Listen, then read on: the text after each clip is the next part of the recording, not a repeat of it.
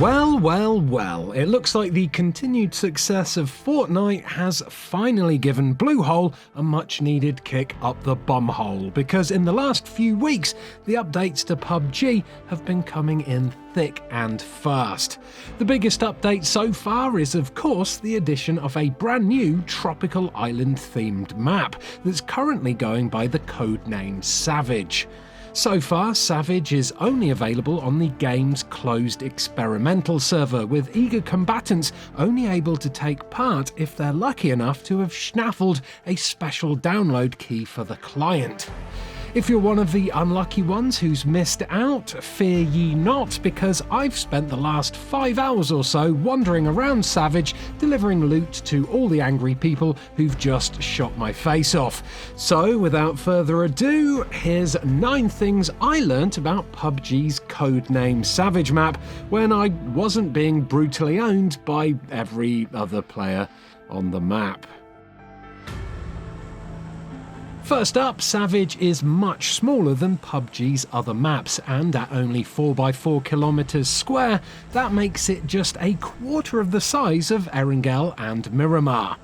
This smaller size means the pacing of each match is radically different to those from the previous maps, and in fact, this new flow feels rather similar to how matches in Fortnite play out.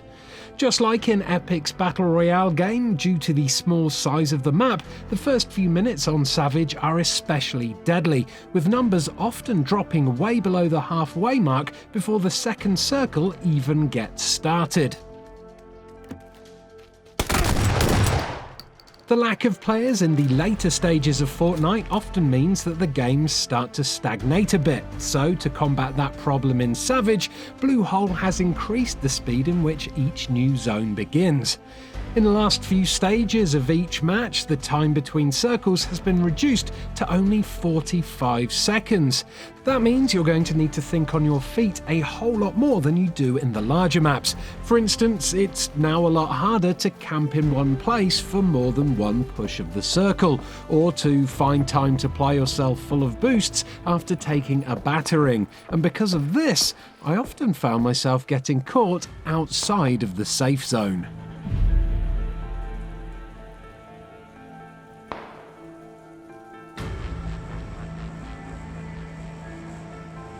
Before you leave the plane, it's now possible to look on the map and see where the first safe zone will be located. This is a brand new addition to the Savage map, and it was only introduced very recently, in the map's second update in fact. So far, this change to the map screen has only been made to Savage, which is probably due to its smaller size, so that players can plan their strategy before parachuting. I've certainly found it very useful because I can use it to land outside of the safe zone where I know fewer players will be, because I'm a massive coward.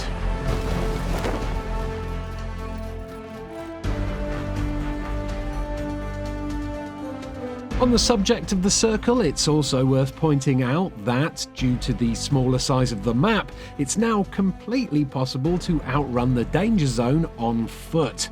That's right, no more scrambling to find a vehicle. As long as you're just outside of the circle as it starts moving, you should be able to stay in front of it quite easily. Obviously, this brings a whole new tactical element to the gameplay, because instead of running blindly away from the electric wall, you can now kite yourself around the outskirts as it shrinks, which is a nice little way to balance out the fact that new zones start at a faster rate.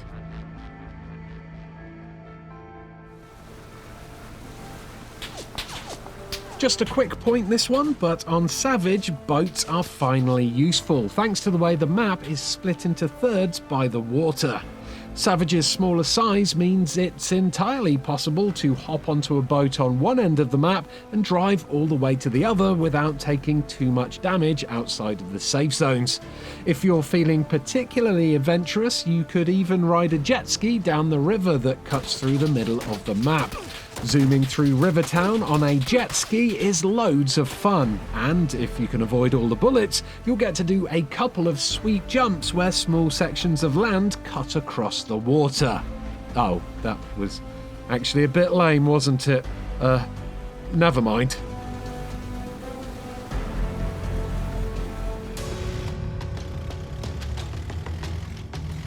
Next time you head to Savage, don't forget to bring a brolly because wouldn't you know it, dynamic weather is back. Fog and rain maps were previously available on Erangel, but for whatever reason, they were removed, which was fine by me to be honest, because I hated them. Either way, I've played matches in Savage which were sunny, rainy and foggy, and each weather type gives the game a completely different feel. Sunny maps give a kind of Far Cry Instincts vibe to the proceedings, and the clear skies and long lines of sight are great for snipers that are hiding on the game's mountainside. Rain makes the whole map glisten beautifully, but it also masks the sound of approaching enemies, so you really need to keep your wits about you. And fog maps give the whole tropical island this intense Vietnam jungle vibe that's actually really, really scary.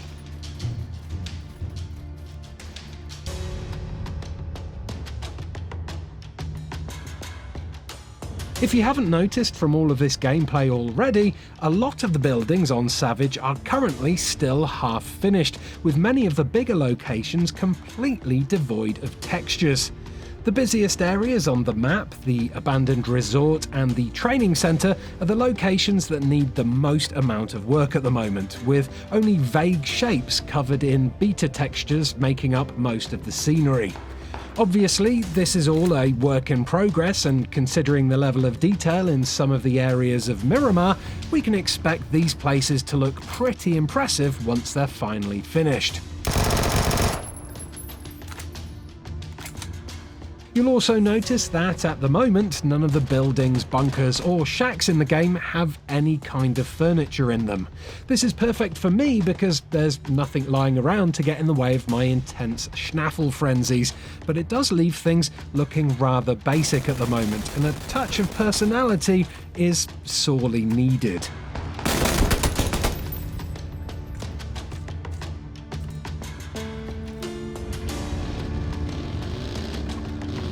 When Miramar finally released into the test servers, it brought with it map-specific weapons and vehicles, but unfortunately, the same can't yet be said for Savage. At the moment, the weapons and vehicles that spawn in this map are identical to those that spawn in Miramar, sans the motorbike with a sidecar, which was removed in Savage's second update. It makes sense that at some point we'll be getting map-specific vehicles though. The Indonesian vibe here would be ripe for the addition of some smaller tuk-tuk style vehicles, or maybe even some old Vietnam-era military jeeps and people carriers.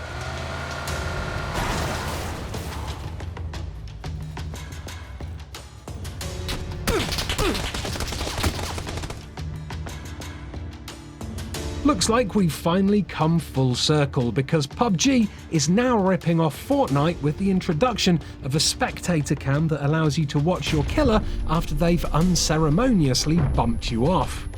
While not specific to the Savage map, this function was only added to the public test server when it went live on the closed one, so as yet no one playing the base game will have had the chance to use it. All you need to do to see the viewpoint of your murderer is press the spectate button once you've died, and then in the top left-hand corner of the screen it'll also show you exactly how many others are watching that player at the same time. As in Fortnite, if the player you are spectating dies, your view will then switch to the person who killed them, and so on until the end of the match. The only way this differs is if you get killed by the blue zone, red zone, falling, or by running yourself over with a vehicle, which is totally something I've never ever done, honest. No! Aoife, who put that hole there?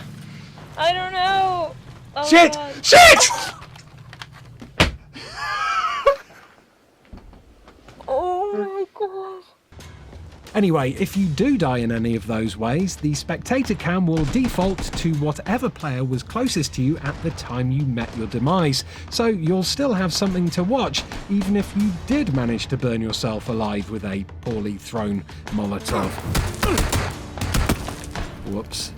Oh, and in exactly the same way death cams work, if you're playing in duos or squads, you'll only be able to spectate your killer once your entire team has died.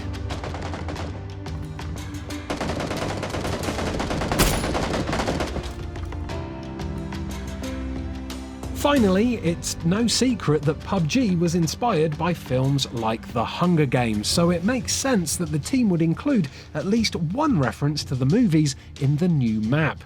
This weird circle right here is located just below Banyan Grove, and although it's a bit rough and wonky right now, it does kind of resemble the area where the Hunger Games start in the movies.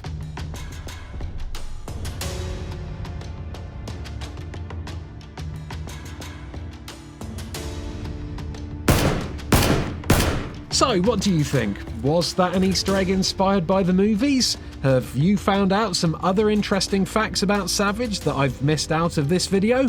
Let us know in the comments below, like and subscribe for more PUBG videos and the return of our PUBG live streams, and do have a lovely day. Unless, of course, you kill me on Savage and then steal all of my hard-earned loot. If you do that, then you can 100% go and get